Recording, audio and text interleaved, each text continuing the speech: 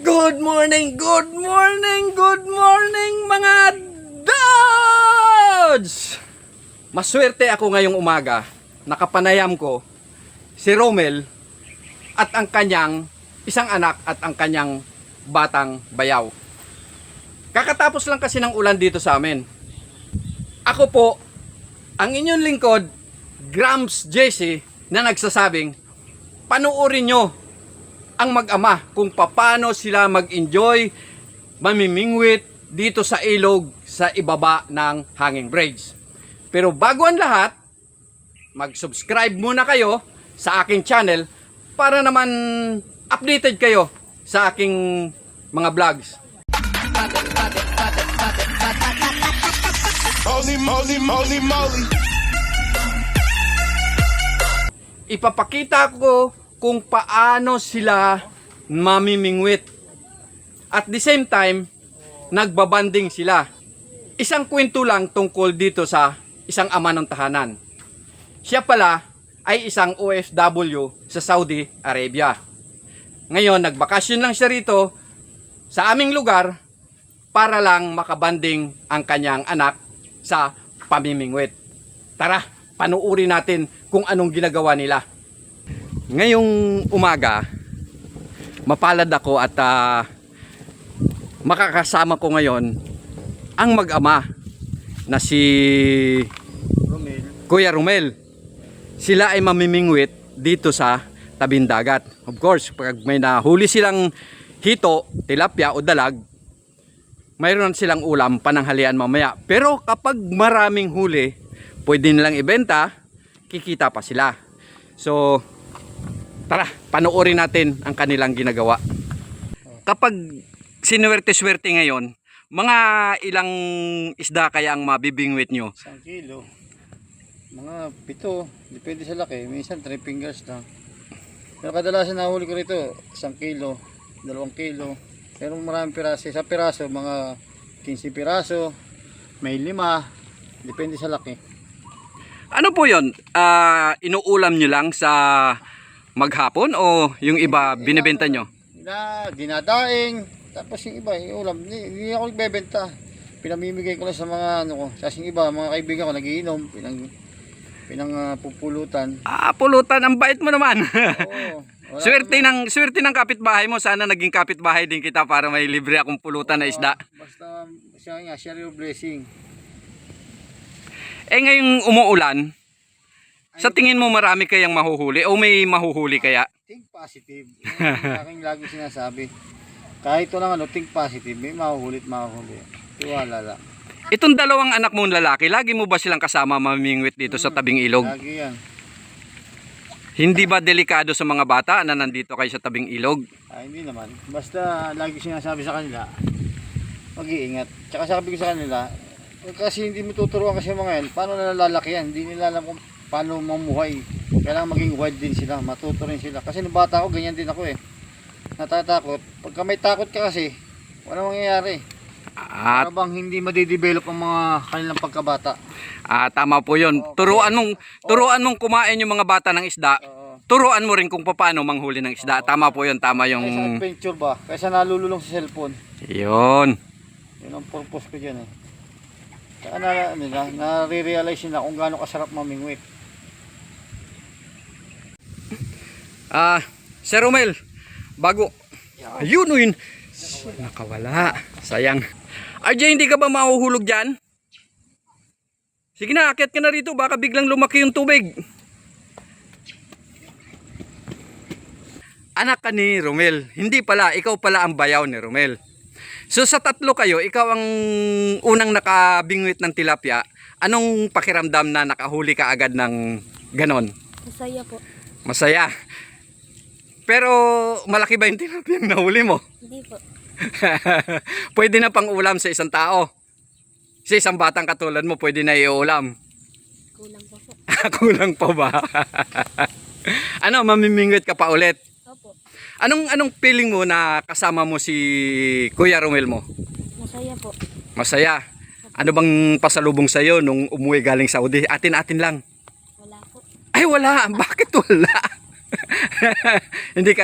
hindi ka pinasalubungan ng pang basketball na rubber shoes. Wala po. Sa sunod na lang ano.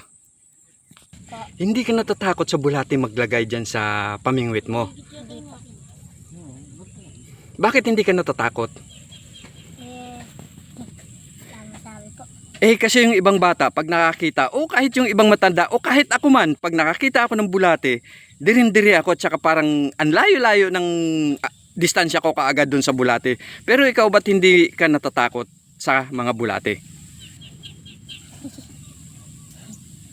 Dahil sa po sa kwento-kwento sana. Dahil lang sa Hindi nakakatakot ang bulate. Sir, kaway-kaway. Ayaw mo mamingwit? Sa pamimingwit, kailangan mahaba ang iyong pisi. Ibig sabihin, mahaba ang iyong pasensya. Kasi hindi mo alam kung kailan kakagat yung isda doon sa iyong pain. Kaya malamang itong mag-ama, napakahaba ng pasensya nito sa pag-aantay kung paano makahuli ng isda. Bago kayo pumunta rito sa tabing ilog para mamingwit, kayo ba'y nag-almusal na? Opo. Tapos na kayo nag-almusal. So kahit abutin kayo ng tanghali, Sayang. sayang, hindi nakuha, malaki-laki sana. Nakawala. Nakawala pa. Sayang ano, malaki na sana, malaki-laki sana yon. Abet, hindi ka ba naiinggit sa kanila na mimingwit sila? Nainggit nga po ako kaso wala. Naunahan na ako ng pwesto ko. Ganito rin ang ginagawa mo kapag walang may namimingwit dito. Apo, Anong mga nahuhuli mo? tilapia po. Pangkaraniwan yung tilapia. Hito. So napakasarap ng lugar na to, lalo na pag nandito kasi ibabaw ng Opo. hanging bridge. Nakakaalis ng stress ano. Ah, Tapos habang nanonood sa mga namimingwit. May isa-shoutout ka ba, Kuya Abet? shoutout po sa taga Marikina. Hello kayong lahat riyan. Ayan, may nahuli si JC, may nahuli. Ayan, may nahuling ayungin. Oh, kay Romel, brief yata yan. Brief yung nahuli. Kay JC, ano yung nahuli mo, JC? Tilapia. Galing, nakahuli na kaagad ng tilapia. Hindi pa pala kahuli ng So, anong nakahuli, nakabingwit ng brief?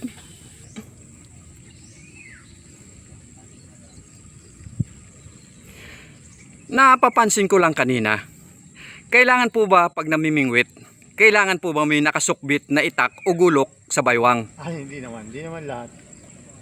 Ang purpose lang ito, yung paghuha ng bulate, tapos yung mga damo-damo panghawan. Kasi hindi mo alam ang pupunta ang pepeston mo minsan madamo.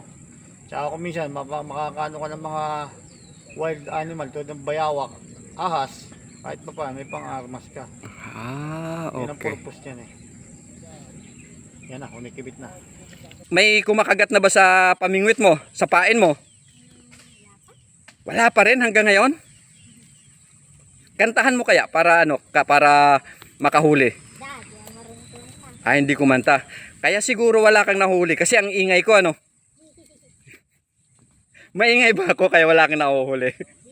Ipapakita ko sa inyo ang kabuuan ng ganda ng lugar na ito kung saan ako nakatayo. At yung mag-ama na sila Romel namimingwit kasama ang kanyang dalawang anak. Dito sa may hanging bridge, sila namimingwit. Sa ibaba ng hanging bridge, sila namimingwit. Ayan, makikita mo, nag-aantay sila kung mayroong kakagat na isda o klaseng isda, tilapia man, hito o dalag. Kapag namimingwit ka ng isda, kapag naiinip ka, talo ka, wala kang mahuhuling isda. Pero kung matyaga ka at nag-i-enjoy ka naman sa iyong ginagawa, hindi natin masabi kung marami kang mahuhuli.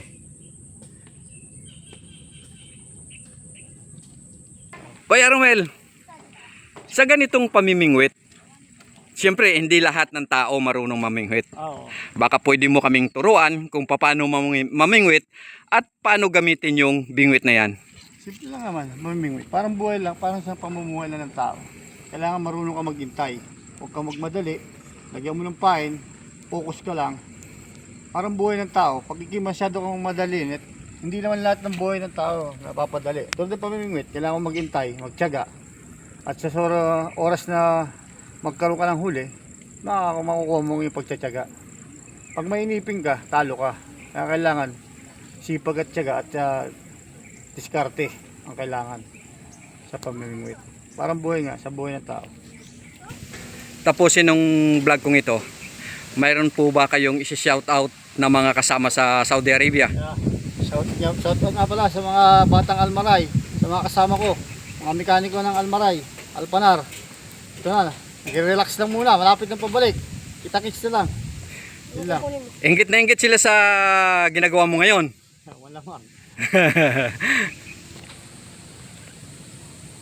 Sa mga kasama ko dyan, pakisubscribe ang anong channel niya? Grams JC. Grams JC. Siya ang aming vlogger ngayon dito. Siya ang aming photographer at cameraman. Thank you.